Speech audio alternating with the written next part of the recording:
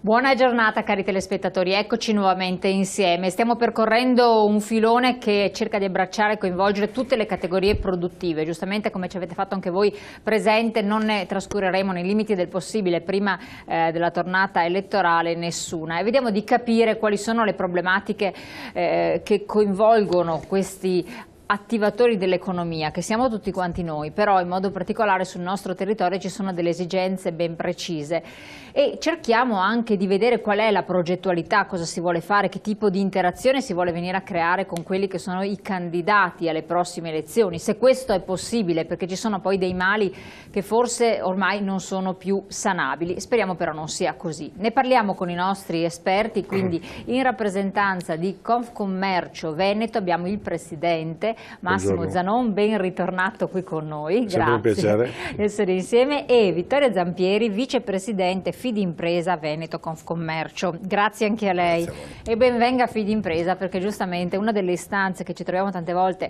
da parte dei nostri ascoltatori ad affrontare è quella del credito alle aziende, delle grossissime difficoltà che molti non riescono a far fronte. E possiamo aprire anche la parentesi del caso gravissimo che si è verificato di quel commerciante che a un certo punto ha reagito, al di là degli intenti, del momento di delirio eccetera, però ha reagito in modo molto violento. È l'esasperazione di una situazione. La banca dice no,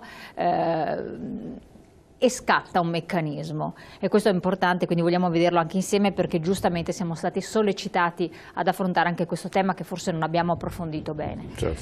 Presidente, avete fatto diversi momenti di incontro anche belli tosti, belli importanti in quest'ultimo periodo.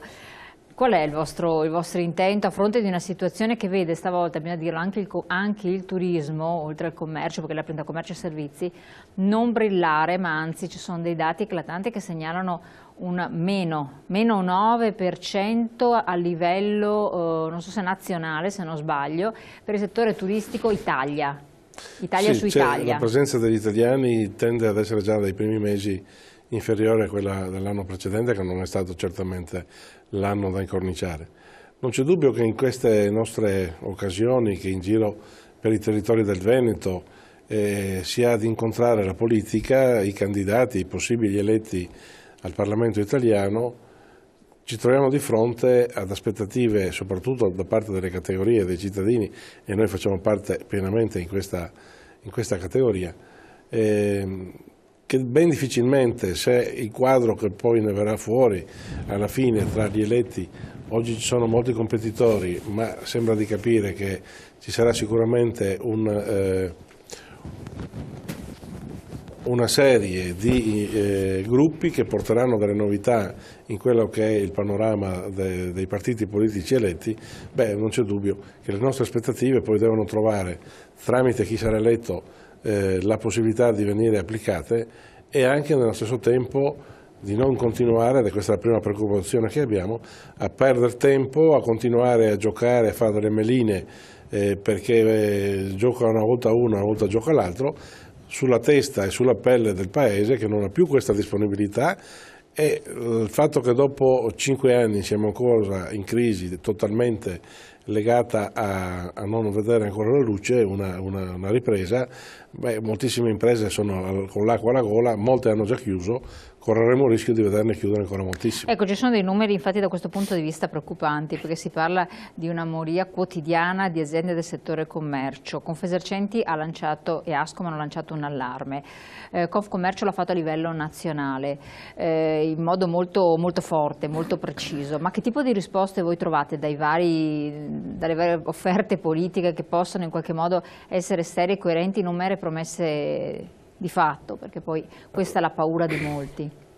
Io credo sia opportuno anche in queste occasioni essere molto chiari e precisi.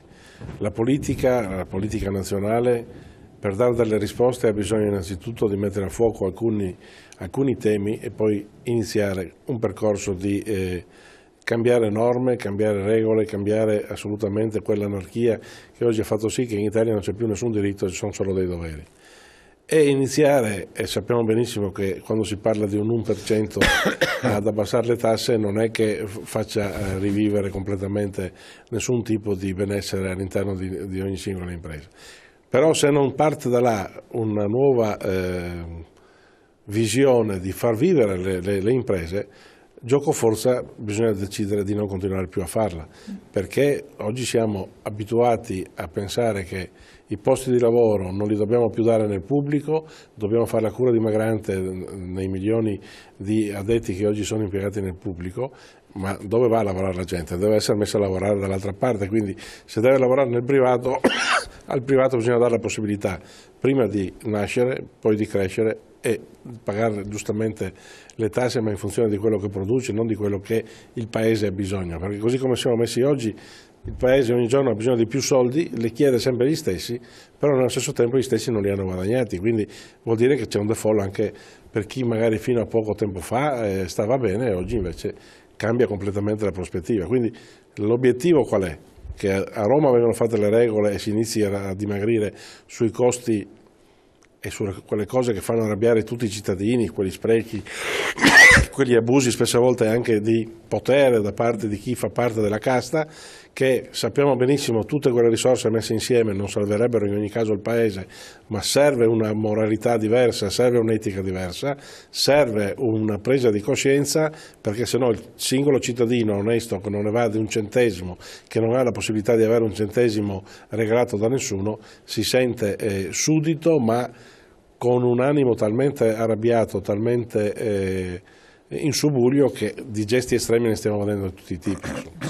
Esatto, e qui andiamo al problema di tantissime aziende del settore. Hanno bisogno di, anche per fare innovazione, per carità, per rinnovarsi, per essere competitive, per proporre qualcosa di diverso, di finanziamenti, di soldi, insomma, soldi che non entrano, anzi escono continuamente. Adesso parleremo anche della tassazione e della TARES, tra l'altro, tra le altre cose, perché c'è l'IMU come problema, per la TARES non se ne parla e sarà un'altra botta, soprattutto per il settore commercio che ha certe metrature. Che cosa avete pensato di fare? Beh, se parliamo di Belluno, a questo punto abbiamo deciso come cooperativa Fidi Union Fidi di fondersi con Venezia per riuscire a avere... Come mai Belluno Venezia? Ma così, spieghi a chi ci ascolta. Ci siamo trovati. Ci sono tanti bellunesi che ci seguono, quindi diamo una spiegazione. Allora, dunque, il bellunese è sempre molto restio a fare dei passi, no? Noi lo sappiamo, noi conosciamo bene le nostre aziende, però quando io ho avuto modo di parlare con Massimo ci siamo intesi subito su quello che era il discorso di fare una fusione. Quindi l'idea è mare, montagna, turismo montano e turismo delle spiagge e città d'arte. E abbiamo fatto un percorso di avvicinamento, ho detto ci siamo già intesi bene su quali erano gli obiettivi, e il fatto che ci ha fatto dire di sì a questa fusione è il fatto che diciamo che la periferia deve essere comunque, deve avere un ruolo. In altre parole è questa fusione che diventerà la più grossa cooperativa del Veneto, giusto Massimo? Finché riusciremo ad averne una sola, che sarà l'obiettivo che Confcommercio deve avere più avanti, ma comunque il più vicino possibile. Esatto, e quindi salvando l'autonomia, perché vede, mettiamo insieme varie forze, tutte all'interno dello stesso mondo Confcommercio, però è importante salvaguardare la specificità. Se lei vede, le banche cosa hanno fatto? Ci sono fuse, hanno spersonalizzato, il direttore che era qua è andato sull'altra parte, adesso stanno tornando indietro anche loro, perché hanno bisogno di un riferimento preciso. Il riferimento esatto non esiste. Perfetto. Sul territorio. Allora, siccome la cooperativa, parlo di Belluno in questo caso, ma potrebbe essere Venezia, bisogna riconoscere una specificità, quindi essere molto attenti, e quindi la conoscenza del luogo, della persona, dell'impresa, questo ci ha fatto fare il passo successivo della fusione. Insieme diventeremo, come si diceva, una potenza, nel senso che potremmo cominciare a riflettere, andare dalla banca a dire ok, adesso cominciamo a rapportarci a armi pari, perché Belluno era una realtà stupenda, piccola, sana, gente molto affidabile, perché Montanaro è sempre così, fa il passo secondo la gamba, però insieme a Venezia diventiamo una forza che ci consente di combattere armi pari, diciamo, con le banche. Ecco, Che questo è un po' il vostro Sì. obiettivo. Proprio Prego. perché abbiamo la necessità di essere competitivi nell'erogazione del prestito. Il prestito ha due fattori importanti per le imprese. Uno, che noi ci diamo garanzia, è già un passo avanti. Secondo, però deve costare meno rispetto a quello che si ha l'approvvigionamento del credito esatto. a livello singolo. E per poterlo fare oggi le banche chiedono garanzie sempre più importanti ai consorzi fidi e nello stesso tempo anche patrimonio. Noi ci stiamo attrezzando per questo. Alla fine perché vogliamo arrivare a un solo consorzio? Perché a quel punto lì anche le banche più grosse, anche quelle che ancora oggi a livello teorico dicono che hanno bisogno di cose strutturate, poi quando le vai a mettere sul tavolo continuano ancora a glissare, ecco, non avranno più nessun alibi. L'obiettivo è chi ha bisogno di credito, piccola e media impresa, del mondo del terziario, del commercio, del turismo, tramite le associazioni, se sono aziende sane e soprattutto se il check-up che viene fatto per tempo debito, alla fine il credito deve arrivare. Ben difficile, ed è questo quello che ogni tanto magari noi non riusciamo a spiegare, è riuscire ad affidare situazioni già in grossissima difficoltà, e per cui veniamo accusati di non dare credito neanche noi, cosa che non è assolutamente vero, però di fronte a chi è già magari un po' di tempo, un po' di mesi, un po' di anni che zoppica, non c'è nessuna possibilità da parte neanche delle associazioni di categoria di dare una mano, perché bisogna venire prima, bisogna venire a fare quindi la lei consulenza intende prima. dire evitare di andare per conto proprio dalle banche, che magari uno crede di avere maggior forza, invece poi tutto sommato si accorge troppo tardi che non è più. Ma quindi bypassare questo sistema e diventare voi come unici referenti per la categoria. Cioè chi appartiene alla categoria decide di fare questa scelta di assistenza con tutto quello che può dare l'associazione di categoria, anche avervi come intermediario per l'azione di richiesta credito Ci sono banca. aziende di spessore diverso, ci sono le microimprese, le start-up, quelle che hanno pochi dipendenti, quelle che sono grossissime, anche se fanno lo stesso settore. A chi vi rivolgete Noi ci voi? rivolgiamo a tutti quelli che hanno bisogno di ulteriori garanzie rispetto a quelle che hanno, e soprattutto, se non sono solo le garanzie, anche la consulenza, proprio perché non tutti sono strutturati, che hanno un loro ufficio che fa le previsioni dei flussi di cassa, delle capacità di necessità a 6 mesi o 12 mesi di elasticità e di grande capacità di progetto, per cui molte persone fino a pochi anni fa bastava che si accorgessero che mancavano 10 milioni piuttosto che 10.000 euro, andavano dal direttore e se li facevano dare per 3 giorni. Oggi invece anche per 10.000 euro bisogna prepararsi 3 mesi prima, 4 mesi prima. Quindi siccome il mondo è cambiato, le associazioni non possono rimanere a fare un ruolo del tutto accademico, si vogliono proporre nel rispetto dei ruoli e soprattutto sapendo che chi fa impresa oggi in Italia, piuttosto che essere agevolato, è ancora penalizzato. Esatto, questo è importante.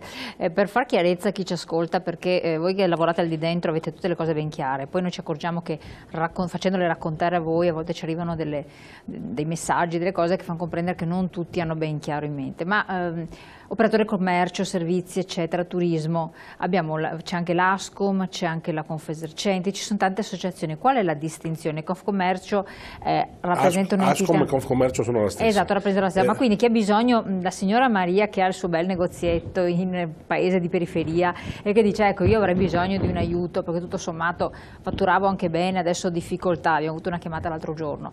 A chi deve rivolgersi? Perché dice ma io che cosa devo fare? Che non sono iscritta a questo, quest'altro. Allora, anche per chi non è iscritto, gli uffici sono aperti a tutti, si va dove c'è l'insegna, normalmente siamo presenti in tutti i centri mediamente anche di periferia, ma comunque dove ci sono un po' di attività c'è sempre un recapito di Confcommercio Ascom. Si sta togliendo un po' alla volta l'ambiguità del doppio nome che crea confusione, ecco perché ci diciamo infatti. Confcommercio Imprese per l'Italia, questo è il nostro titolo totale, che comunque fa riferimento nei territori per similitudine ad altre realtà come Ascom. Per esempio qui a Padova c'è l'Ascom Padova. Che quindi è questa la cosa che voleva sapere. Ecco, se lei va a Belluno c'è l'Ascom certo. Belluno. Quindi però diciamo a che Venezia il invece c'è Confcommercio Venezia, ma siamo sempre la stessa cosa. identica famiglia. Qualsiasi ufficio può iniziare a ricevere le richieste e poi indirizzare rispetto ai singoli problemi dove andare. Noi come Fidi, per quanto riguarda i fidi del mondo del Confcommercio, prima di tutto lo vogliamo fare sapendo che abbiamo una nascita, abbiamo una paternità che nasce da Confcommercio.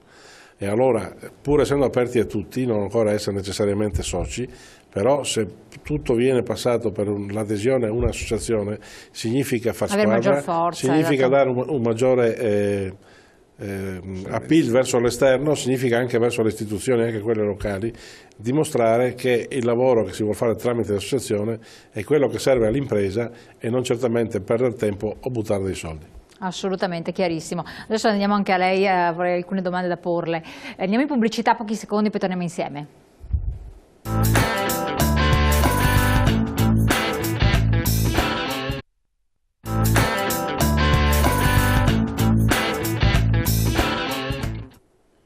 Ecco, vorrei con lei chiarire una cosa, perché visto che viene dalla zona deputata al turismo di montagna, come sta andando la stagione, che valutazioni possiamo fare? Perché ovviamente quei dati, gli elementi si leggono con preoccupazione, francamente con preoccupazione dai giornali. Prima sembrava un po' come i saldi, benissimo, è tutto quanto bene, poi parli con gli operatori del settore e dicono no, beh, niente tanto bene, sì, i primi 2 giorni per carità, però poi il saldo è negativo. E allora ci troviamo con l'economia che zoppica. Turismo, come sta andando la zona montana? Poi vedremo la zona lagunare. Possiamo dire che la neve finalmente c'è quest'anno. Perché la neve c'è. No, un momento, ma la neve come quest'anno non è mai arrivata. È eccezionale, nel senso è bellissima. No, non ha toccato le città, cioè la città di Belluno, di Feltre, è venuta, a parte l'ultima nevicata ai 60 centimetri che abbiamo visto, insomma noi siamo abituati, è venuta a quote giuste, esatto, quindi tutto per gli perfetto, sciatori. ma anche bella data. Straordinaria, un anno così tutti gli operatori dicono che è un anno straordinario. Ma abbiamo appunto, ieri abbiamo avuto un consiglio a Belluno e le notizie che abbiamo, c'è stato un calo del 10, forse anche più di %. Quindi sono veri questi dati? Nonostante appunto questa neve straordinaria, queste piste stupende, perché adesso dobbiamo ricordare Nevegal è un colle, però è meraviglioso, nel senso che ha delle piste a 15 minuti dal centro di Belluno o 20 minuti da Conegliano, pur nonostante questo, poi non lasciamo perdere tutte le vie, sì, gli impianti più importanti, però nonostante questo c'è stato un calo. Questo vi preoccupa gli operatori? In che modo è andato a incidere dal punto di vista economico sostanziale? Perché devo sempre ricordare poi l'anno scorso quello che era successo. Ma guarda, inciderà, perché evidentemente l'impegno con gli istituti bancari le hanno tutte le aziende, quindi è naturale che gli effetti di questo si vedranno la stagione prossima. È che non ci sono i presupposti per chiedere aiuti, perché magari se l'anno scorso era stato un anno sventurato, quest'anno non ha questi tipi di presupposti. Certo. Bisogna ricalibrare tutto, in pratica ogni azienda, qualsiasi sia il settore di appartenenza o di provenienza, in questo caso sia turistico, sia industriale, sia artigianale, deve ripartire, ritarare tutto il suo organigramma anche in termini di prospettive di sviluppo, ben sapendo che quello che poteva fare prima in 3 anni, in 5 anni, oggi lo potrà fare in 7, 8, qualche volta anche in 10, perché non c'è all'orizzonte la possibilità di immaginare qual è il settore che partendo può trainare per primo. Quindi ci sarà una lenta ripresa, come fossimo negli anni 60, subito dopo il momento proprio di maggior povertà del paese, che iniziava ad esplodere, ma però all'inizio l'esplosione non è stata immediata.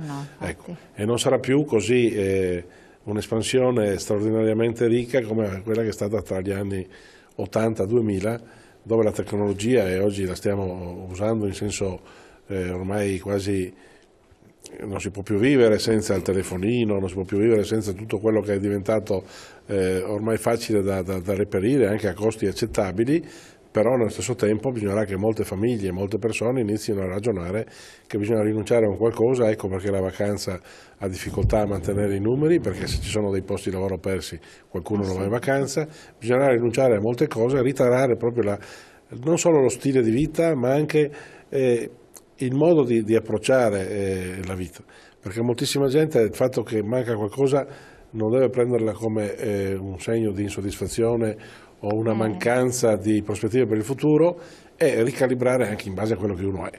Insomma, se qualcuno ha la fortuna di essere miliardario lo lasciamo fare la sua parte, però per moltissimi dei nostri persone serissime italiane bisogna ritornare a rimodellare verso il basso stili di vita e abitudini che non possono essere da miliardari. Assolutamente, questo comporta però che tanti che avevano aperto delle attività, ampliato, incrementato, potenziato tutte queste strutture, parliamo poi del settore del turismo in particolare, voi del commercio, perché se parliamo di commercio su Venezia per esempio è legato a un certo tipo di afflusso di turismo, di turista, di esigenze, devono anche lì rivedere tante cose e forse non ci stanno più nel bilancio complessivo. Se noi guardiamo quello che sta succedendo al mondo delle banche, che come diceva prima il collega Zampieri, prima si sono ingrandite e aprivano sportelli ogni 3 passi, adesso iniziano di nuovo a ritornare indietro. Questo tipo di retromarcia, non vista come una sconfitta, ma vista come la salvezza per riprendere poi il mare largo, oggi siamo tutti sotto riva, deve essere fatto in modo quasi con l'orgoglio di poterlo fare, non come l'abbattersi e sentirsi insoddisfatti perché non siamo riusciti, come un fallimento. Il fallimento è solamente nel caso in cui uno quando smette di lottare, e purtroppo ce ne sono tanti. Però continuando a ragionare, noi siamo anche un paese molto camaleontico, l'italiano una volta dice una cosa, una volta dice un'altra, però insomma alla fine è abituato a lavorare, soprattutto nell'Alta Italia credo che ancora noi abbiamo questo stimolo che è istintivo. Lo si fa sapendo che quello che abbiamo davanti non è un bengodi, ma è il lottare giorno per giorno. Qua servono 2 cose importantissime da parte del governo che verrà. Il fisco, dove oggi noi dobbiamo pagare anche quello che non abbiamo, come dicevo anche prima, e il credito. Ecco, e queste sono le domande che voi porreste ai candidati, insomma, cioè quali sono i punti prioritari su cui fate forza? Lo chiedo anche a lei. Ne abbiamo fatti una decina, quelli che emergono con più forza sono burocrazia. La burocrazia è un dipendente in più che ogni azienda paga e non serve a niente, perché poi alla fine non siamo mai in regola. Il credito, inteso che il credito va dato a chi ha un progetto serio e non a chi ha reddito a prescindere, perché se uno produce reddito potrebbe anche fare a meno di aver credito, nel senso che se c'è benessere... Certo. Il fisco, meno cervellottico, meno scorretto anche da un punto di vista proprio ideologico di come viene concepito, e partendo da quello che è il presupposto che c'è il diritto al lavoro in Italia e chi partecipa al lavoro deve anche pagare le tasse, ma non viceversa, perché uno decide che vuole partecipare al lavoro prima di tutto deve pagare le tasse, se non ce n'è non è corretto.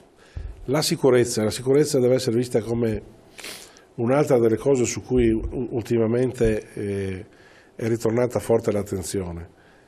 Non è che possiamo avere un carabiniere o un poliziotto per ogni cittadino, però oggi il sistema mette soprattutto le persone più fragili, la cronaca è piena lo stesso di tutti i giorni, nelle condizioni di non sentirsi molto sicure a casa propria, proprio perché c'è molta gente che delinque, magari perché non ha posti di lavoro. Quindi sulla sicurezza bisogna ritornare a grandissima attenzione.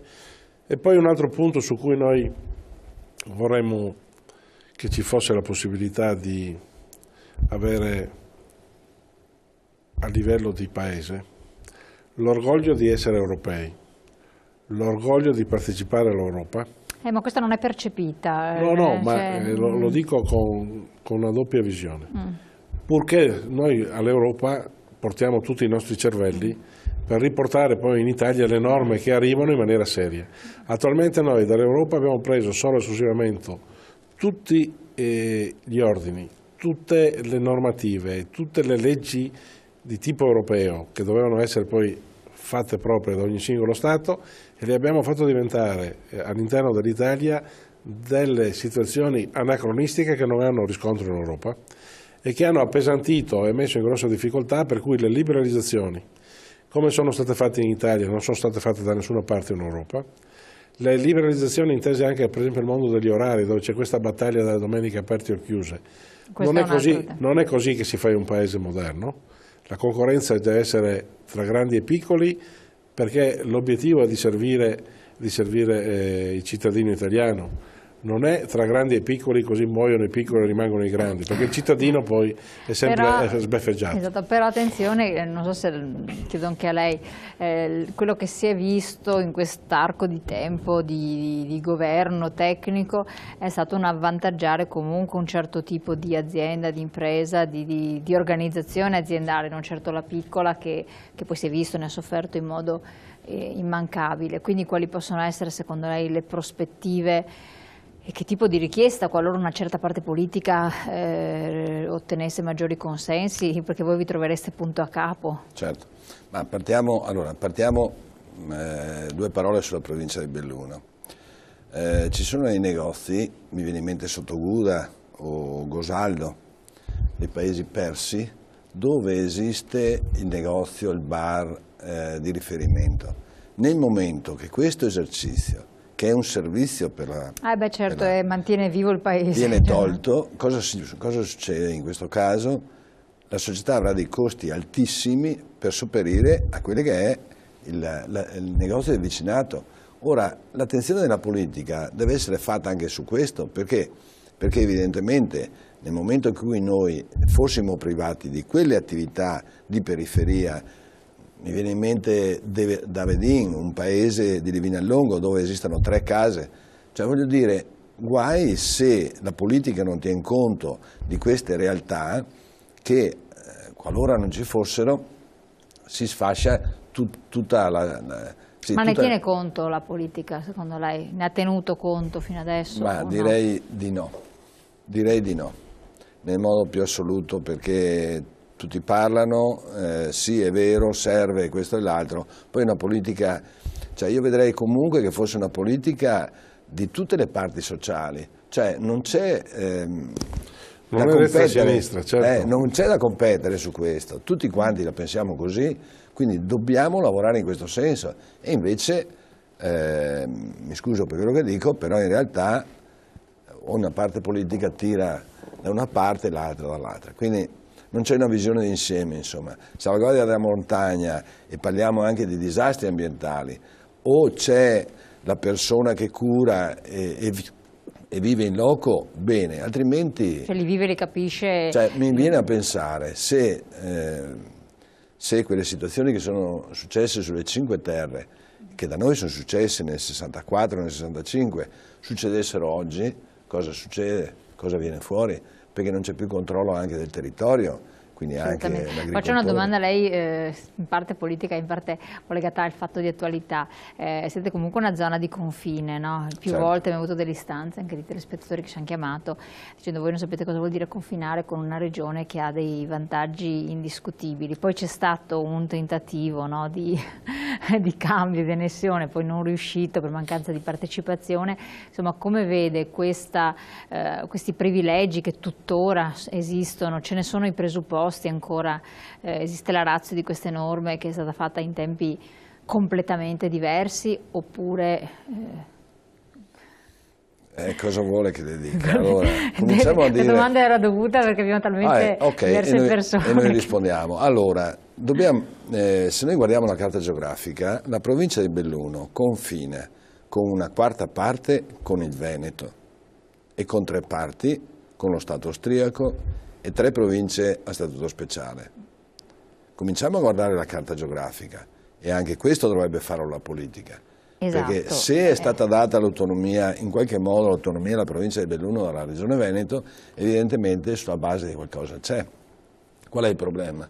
L'albergatore di Arabba si trova a competere con una provincia che può offrire delle condizioni all'impresa, cioè, abbiamo parlato di agevolazioni, cioè, proprio. Evidentemente, non so, pagabile in 50 anni a tasso zero, cioè non esiste, cioè, è veramente, cioè, bisognerebbe capire questo aspetto, no? Allora questa rabbia che ha la gente dei comuni contermini, che evidentemente non si trova, cioè una concorrenza, passatemi in termini, illecita nell'ambito delle norme ovviamente. Ma come posso io competere con te che hai delle condizioni nettamente...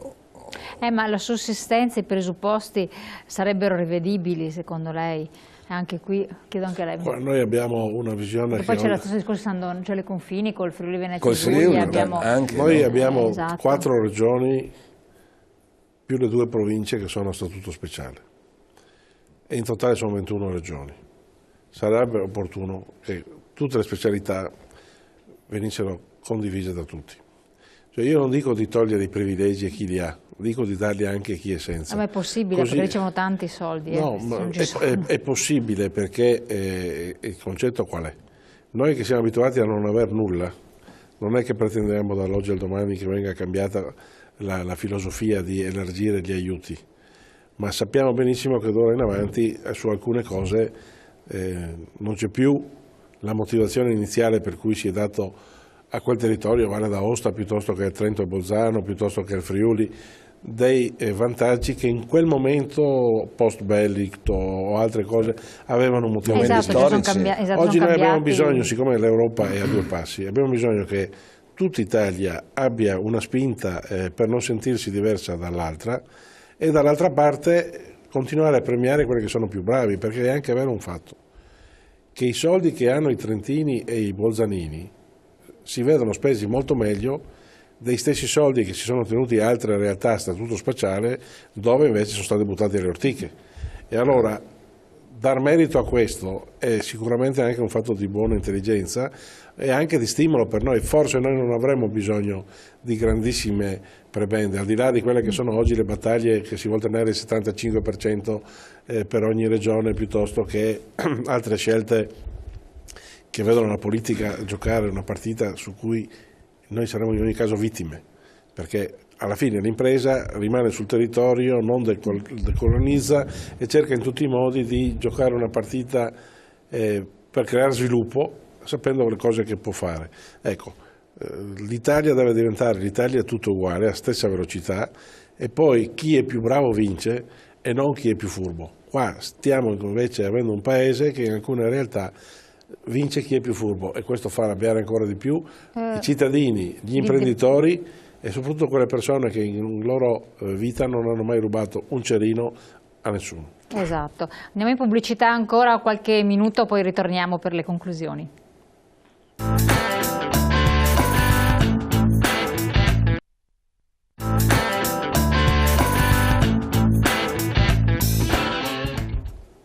Allora, rieccoci qui. L'argomento del credito è fondamentale, comunque non lo vogliamo trascurare, anche perché vi ho accennato all'inizio proprio che era un tema caldissimo, sentitissimo dalle persone, quindi per dar maggior aiuto a questa esigenza, che cosa si può fare concretamente? Quali sono le strade migliori da intraprendere?